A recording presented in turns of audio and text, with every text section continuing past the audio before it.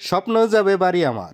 এই ঈদে ব্যস্ততম শহর রেখে সকলেই ঈদ উদযাপন করার জন্য শহরে ছেড়ে যাচ্ছে গ্রামের বাড়ি। তবে প্রতি ঈদেই আপনারা জানেন যানজটের কারণে মানুষের যাতায়াতে যে সমস্যা ছিল, এই ঈদে হচ্ছে তার উল্টো।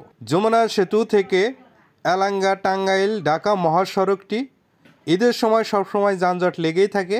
তবে এই ঈদে দেখেন রাস্তা একদম ফাঁকা, রাস্তা নির্বিঘ্নে গাড়িগুলো যাতায়াত করতেছে। আমি ছোটবেলায় থেকে দেখে এসেছি আমাদের বঙ্গবন্ধু সেতুর পূর্ব পাশ থেকে এলাঙ্গা টাঙ্গাইল যে ঢাকা মহাসড়কটি 2-3 দিন ঈদের আগ মুহূর্ত যানজট লেগেই থাকে। তবে রাস্তাটি এই প্রথম এতটা ফাঁকা দেখে সত্যি আমার খুব ভালো লাগতেছে। আমি যাচ্ছি আমার টাঙ্গাইল শহরে কিছু কেনাকাটার জন্য, আর রাস্তার ফাঁকা দেখে এই রাস্তার যে ভিউ সেটা আপনাদের মাঝে তুলে ধরতেছি। এমন দৃশ্য দেখে আপনাদের অবশ্যই ভালো লাগতেছে। এই হচ্ছে এলাঙ্গা বাস স্ট্যান্ড। দেখেন কেন এত ফাঁকা রাস্তা আমি বুঝতে পারতেছি না, নাকি এই ঈদে মানুষ গ্রামের বাড়ি যাচ্ছে না সেটাও বুঝে উঠতে পারতেছি না। দেখেন বাস স্ট্যান্ডটিও আজকে ফাঁকা। এই হচ্ছে এলাঙ্গা বাস স্ট্যান্ডের ভিউ। আমি টাঙ্গাইল শহরে প্রবেশ করেছি। এটা হচ্ছে টাঙ্গাইল শহরের নতুন বাস স্ট্যান্ড। বড় গাড়ি না থাকলেও ছোট ছোট গাড়ি, অটো রিক্সা রাস্তায় যানজট রেখেছে।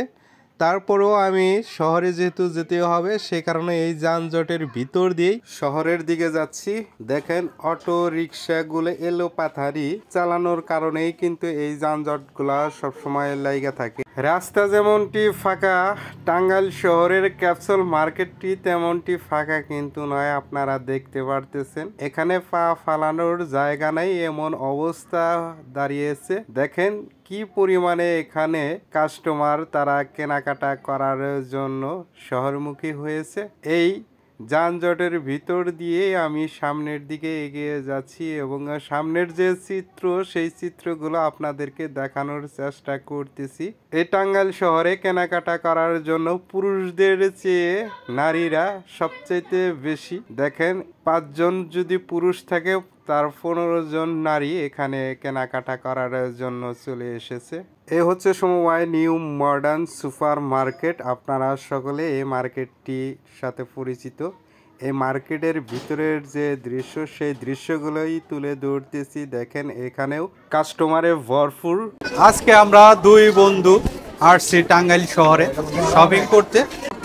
বন্ধু, এই যে শহরের ভিতরে এত যানজটের মাঝখান দিয়ে রোজা রাইখা যাইতেছো, এই বিষয়ে তুমি কিছু বলো।